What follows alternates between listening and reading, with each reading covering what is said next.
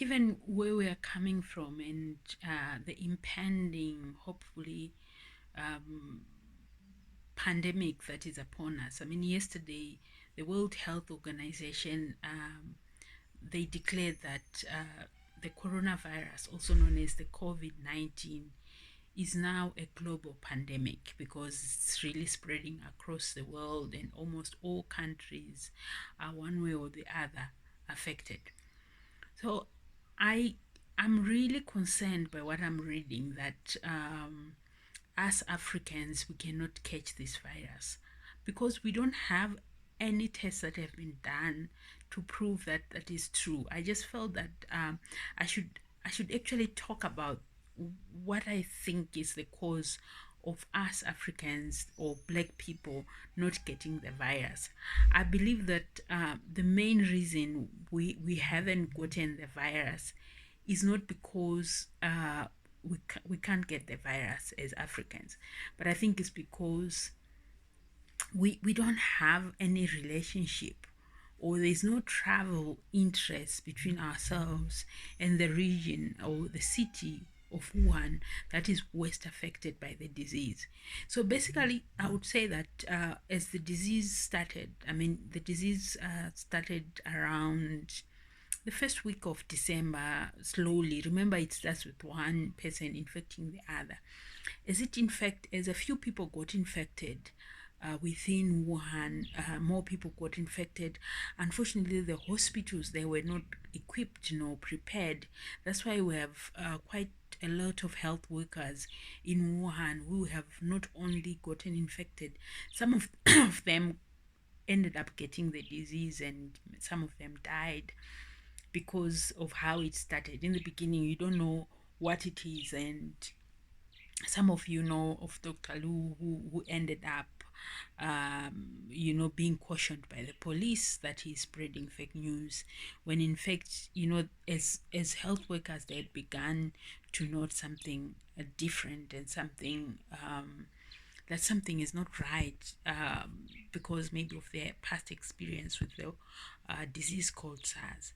But this disease came in aggressively, and for those who noted it, they started seeing that something is wrong. So what then happened was that within Wuhan, the disease started spreading and the hospitals started getting overwhelmed and some people started dying. And as people started dying, the Chinese government, I think they noted their mistake, but this was not after some serious blunders have happened. I think around 14th or so of January or second week of January, the Chinese CCP, the community, the party there, organized a huge dinner, like a stadium filled of people coming to celebrate. And you can imagine if you are in a city like Wuhan, you organize such kind of a convention of people coming to sit together for a disease that spreads through breathing on each other per se. So that led to even more spread.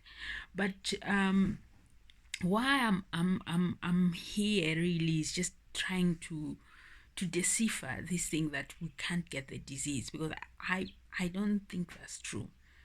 It's only just that we as Africans haven't been on the path of the virus. What do I mean by path of the virus? What I mean is that if I look at what happened, how the disease came about in Wuhan. Wuhan is a major metropolitan. I mean, it has 11 million people. That's not a small number. That's 11 million uh, people, most of whom are Chinese, some of whom are international people working for companies like Siemens, like Apple, Microsoft, Google, all these big companies you can think of, because Wuhan is sort of their technological mecca in China. So it has the best brains, and also it has the largest university population in the whole world. I mean, that's how big Wuhan is. So besides, our students, our African students whom we send to China, because I mean, most of them, the Chinese government gives lots of scholarships for young people to go and study in China. So besides them, I don't think we have that many Africans who would go to Wuhan, who would work in Wuhan. Very few, because our relationship with China is through shopping. So Guangzhou is who we are basically. We go to Guangzhou to shop and come back to Africa. That's basically it. If we have another form of relationship with Wuhan, it might be from the fact that in Wuhan, how there are some Chinese who have opened shops or businesses in Africa who are from Wuhan. So, but it's the other way around given what happened. Why I'm saying that is because when the disease started, it was just before the Chinese New Year's holidays. Their Chinese New Year's holidays is almost like what we call our own Christmas holidays. But theirs, I think, is way bigger, way orchestrated than ours, because I mean, this is centuries and centuries of traditions. Was us, we just adopted this thing a century ago. So you can imagine it's the time when families come together, like 4 generations, 5 generations come together, cousins and everyone come together. So as the Chinese were preparing for the holidays, for the Chinese holiday, which this year fell on the 25th of January, 24th was the usually the New Year's Eve. Most people now started closing shop and taking their leave from the 15th of January so that they go to visit their friends and family, those who want to travel. So because of the holidays, it meant that on the other hand, the disease was manifesting, was growing fast, and the government still hadn't really put its act together. So as the Chinese people left to visit other provinces, some from other provinces were going into Wuhan, to visit their family as well. But we also had other wealthier Chinese who use the Chinese holiday to go and visit the world, because that's the time they have a whole month long. For most people, it's a month long holiday where they can be on holiday and see the world. So some of them left the city because they had booked holidays. Some of them left the city to visit their family and other parts of China. Unfortunately for those people, they didn't know that they have the disease. So they left because that's the time to go. So very few people leave such kind of cities to come and visit us in Africa. We don't fall on that tourism radar. Maybe a few in South Africa, but most, maybe Egypt as well. But most, they go to Europe and northern Italy because of the skiing trips and all that, and it's beautiful. Milan receives quite a big number of Chinese. So by that time, no one really knew about how this disease will manifest, or whatever happens with the disease. So they left and went wherever they went. That's why within China, you started having infections. Like almost all provinces got the coronavirus because there was a Chinese person who came to visit their relative. I mean, from Wuhan and across Hubei, where the disease. Hubei is the province where Wuhan is. There are almost like over 64 million people across the province of Hubei. I mean, this is almost like the size of South Africa, the whole province. So the people started also getting sick and they started seeing the symptoms. But as the government of China noted that, and with the holiday already en masse, what they did, they put a lockdown. So basically, they locked the whole province, they locking the whole of South Africa, not just Johannesburg, but the whole of South Africa, to say you can't leave Hubei, you can't leave Wuhan. So it means that if you were in Wuhan and you were not well, or you were in Wuhan, you are well, you were locked down. What that means is that the people who had already left with the disease, and they went to America, Some of them joined cruise ships. That's why you started having people in cruise ships getting the coronavirus, because the people from Wuhan and who had left Wuhan with the disease, and most of them innocently didn't know that they had the disease, so they passed it on to people in the cruise ships. And we also saw the Diamond Princess debacle, and there are lots of these cruise ships that have been stuck with no one wanting them across the world because of the coronavirus. So as the coronavirus started spreading in other, at least within China, they were a bit fortunate. So in other provinces, because of what had happened in Wuhan, they started testing and putting the protocols and lockdowns, not just in Wuhan, but in the cities across China. This helped in maintaining and containing the disease. But for the people who had left and gone to countries like the US, Italy, and all these other countries, Iran, those countries were not prepared. Remember, we were all watching what was happening in China. So all these countries and their governments were not prepared and didn't know what to do. So what happened was that the disease started spreading in the communities within those countries. And Italy is of importance to us here in Africa, because that's where most of the infections have come from. Basically, you almost all our infections, you can trace them back to Italy. So the people in Italy started seeing this strange disease, and because they'd read or seen on the news, they also, didn't think much. They thought, we are ready, and they started preparing, and the disease started spreading. So most people, unfortunately for us, northern Italy, I don't know why, but with what I've seen, most countries in Europe, they visit northern Italy during the school break, which happens in mid-February to end February. So they visit, they leave their countries, and it becomes like a mecca of tourism. Unfortunately for us, some of our rich citizens from Africa also take the time to visit Italy during that time. And unfortunately for them, the disease was already spreading in those communities, so they got infected. But in some cases, like in Nigeria, we have citizens of Italy, France, and them, like in Senegal, who come to work or are coming for a conference. Like in Nigeria, the guy was coming for a meeting at his workplace. So he didn't know he had the disease until we got here. So that's how we are now importing the disease. And in our case in Southern Africa, South Africa has gotten, by today, I think there are about 14 confirmed cases. Almost 13 of them, or we trace them back from people who visited mainly Italy for holidays and brought it back. So why this is important for me is because this is now the time that we are now on the path of the virus.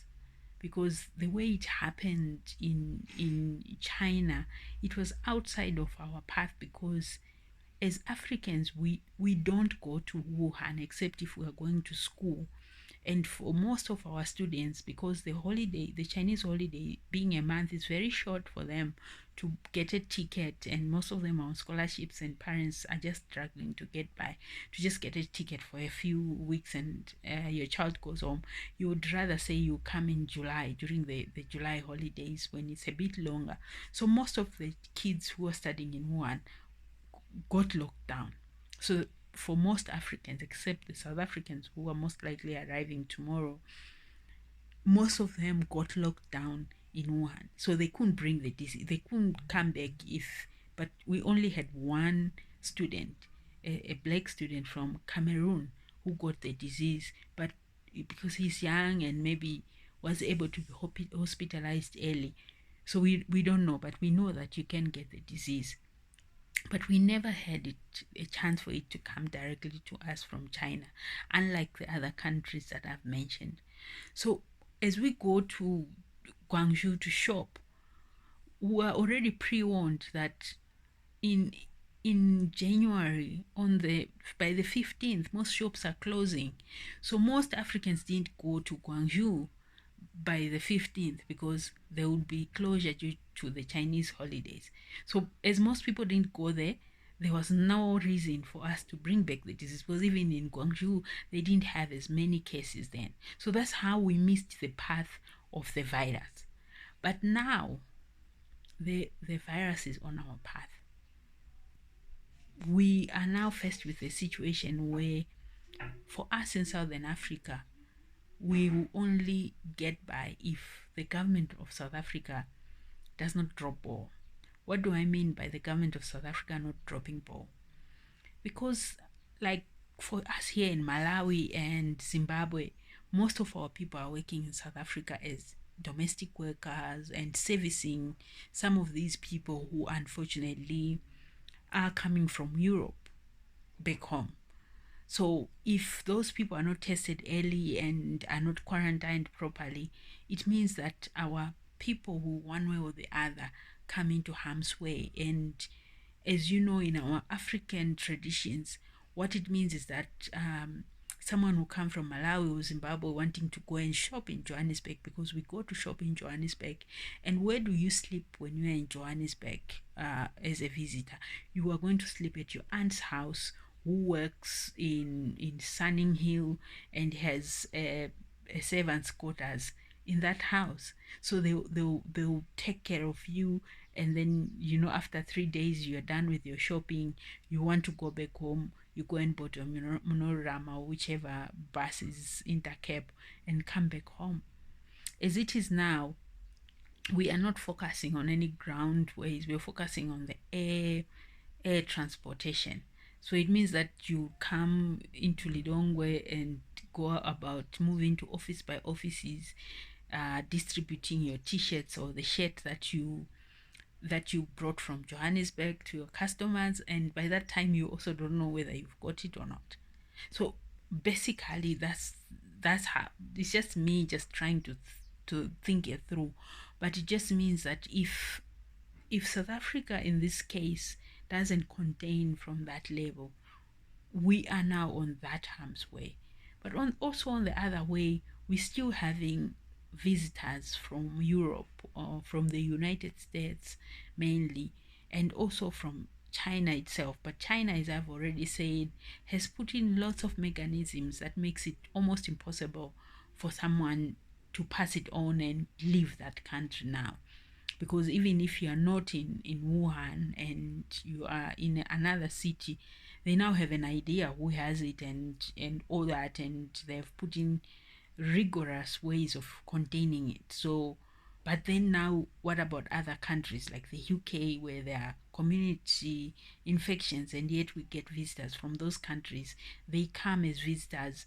They themselves don't know that they have a disease, and then we welcome them in workshops, meetings, and who cares? So there are now so many ways that we get affected, but